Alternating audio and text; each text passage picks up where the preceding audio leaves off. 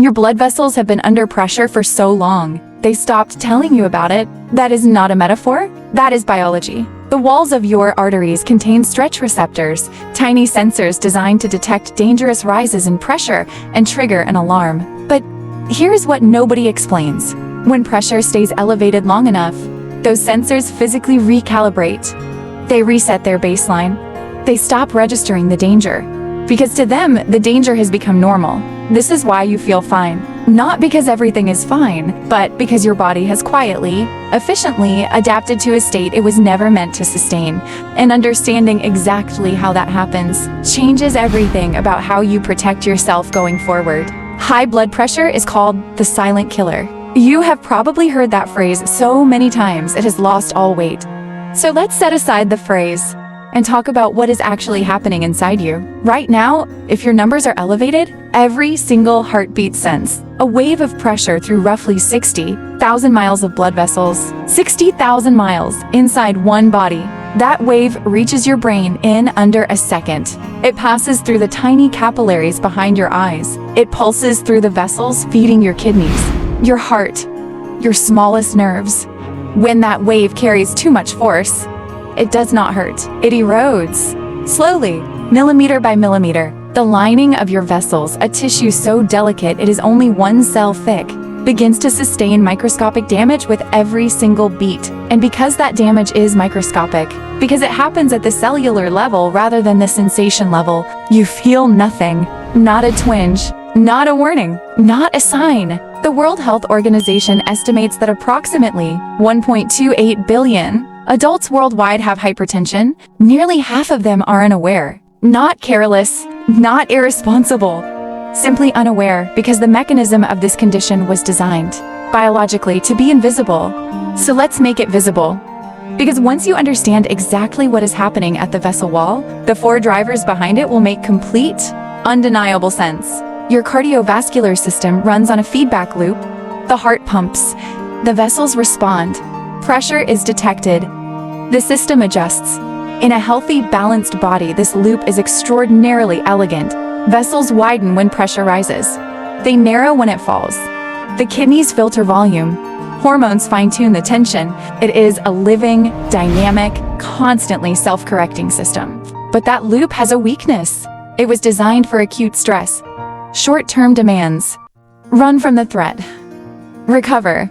Reset. Modern life does not offer recovery. It offers continuous low-grade pressure, physiological, hormonal, metabolic, that the system was never built to sustain indefinitely. And so, over months and years, the loop begins to drift. The vessels lose their elasticity, the ability to widen freely in response to demand. The kidneys begin retaining slightly more sodium than optimal, raising fluid volume. The hormone system, specifically a cascade called the renin-angiotensin system, locks into a higher setting. A study published in Hypertension, the Journal of the American Heart Association, found that arterial stiffness, the loss of vessel flexibility, can begin developing silently in adults as early as their late 30s and early 40s, well before any clinical diagnoses of high blood pressure is made. That means this process is not waiting for a diagnosis to begin. It is a gradient, a slow drift, and understanding the 4 key drivers of that drift gives you 4 real, specific places to intervene. Let's go through each one. Driver 1, the stress hormone that never clocks off. Cortisol is your body's primary stress hormone. Released during pressure, danger, urgency. It is extraordinarily useful in short bursts. It raises heart rate. It narrows blood vessels. It pushes pressure up fast, so your body can perform under demand. The problem is not cortisol itself. The problem is that for many adults over 40, cortisol is no longer cycling properly. It is elevated in the evening when it should be winding down. It is present during sleep when the cardiovascular system is supposed to rest and repair. Research from the Journal of Clinical Endocrinology and Metabolism has shown that chronic cortisol elevation, even at moderate levels, is directly associated with sustained arterial pressure, increases and reduced vascular flexibility. Your blood pressure has a nocturnal dip, a natural drop during sleep that is essential for vessel recovery. When cortisol prevents that dip from happening, your arteries get no rest. Every night, For years, Driver 2 sodium is not the whole story. You have been told to watch your salt, and that is not wrong, but it is incomplete in a way that has been frustrating people for decades. Here's the mechanism that rarely gets explained. Sodium raises blood pressure primarily by increasing fluid volume in the bloodstream. More fluid, more pressure. Straightforward enough, but the sodium-to-potassium ratio in your body matters far more than sodium alone. Potassium is the mineral that signals the kidneys to release excess fluid and sodium. It is the counterbalance. The vast majority of adults over 40 consume far more sodium than potassium. Not because they are reckless, because processed and packaged foods are profoundly high in sodium and profoundly low in potassium. The action from this insight is specific and immediate. Before the day ends, add one potassium-rich food to your next meal. Not a supplement. Real food. Leafy greens, avocado, legumes, a banana. Not to replace medication. Not to fix everything, but to shift the ratio that your kidneys depend on to do their job properly. That is a real, measurable intervention you can make in the next hour. Driver 3, the breathing pattern nobody checks. This one will surprise you. Most adults, particularly those carrying chronic stress, have subtly altered their breathing without knowing it. Shorter, shallower, more chest-based, less diaphragm, less depth. This is not dramatic. It does not feel like anything in particular. It just feels like the way you breathe. But shallow breathing chronically activates a mild stress response in the nervous system. It keeps the sympathetic nervous system, your fight or flight branch, slightly more engaged than it should be at rest, and the sympathetic nervous system directly controls vascular tone, more activation, more constriction, higher baseline pressure. A study from the Frontiers in Physiology journal found that slow, controlled diaphragmatic breathing, just 6 breath cycles per minute, produced measurable reductions in blood pressure in participants with mild to moderate hypertension within 8 weeks. 6 breaths per minute. That is a 5-second inhale, a 5-second exhale, every evening before sleep. No equipment, no cost. No pharmacy required. Just the breath your body was designed to use, finally used the way it was designed. Driver FOUR vessel inflammation, the hidden accelerator. This is the most important driver, and the least discussed one.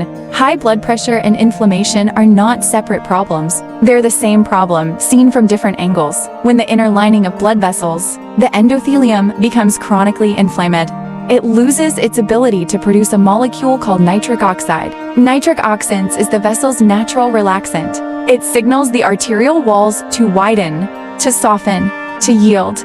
Without it, vessels stay locked in a state of subtle, persistent constriction, and the triggers for endothelial inflammation are not exotic. Refined sugars, poor sleep, sedentary time, low-grade chronic stress. The ordinary architecture of modern adult life. The body was not designed for that architecture, and your blood vessels have been paying the price quietly every single day. Consider a person 51 years old. Annual checkup, numbers slightly elevated for the 3rd year running. Doctor says, watch the salt, lose a little weight, come back in 6 months. They leave feeling fine, because they feel fine. No symptoms, no drama. Life continues exactly as it was. 6 years later, a small stroke, not catastrophic.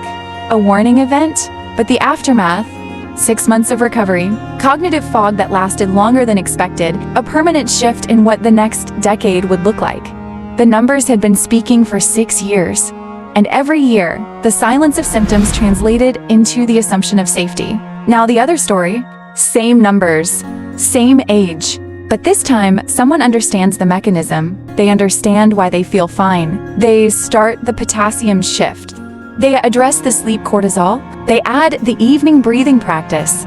They ask their doctor about inflammation markers, not just the standard numbers. 2 years later, numbers in range. Vessel flexibility unrearably improved on follow-up testing. Not a miracle, a mechanism understood and acted on. That is the difference between knowledge and its absence. And you now have the knowledge. Your blood pressure has never been just a number. It is a description of what is happening inside 60,000 miles of living tissue. Right now, as you watch this, the reason you felt fine was never because nothing was happening. It was because your body is extraordinary at adapting, at enduring, at continuing without complaint. The question this video leaves you with is not whether your numbers are high, it is this: do you understand your body well enough now to stop mistaking its silence for safety? If today gave you something real, subscribe to the Health Code, because the body has never stopped talking. We are just learning together how to listen.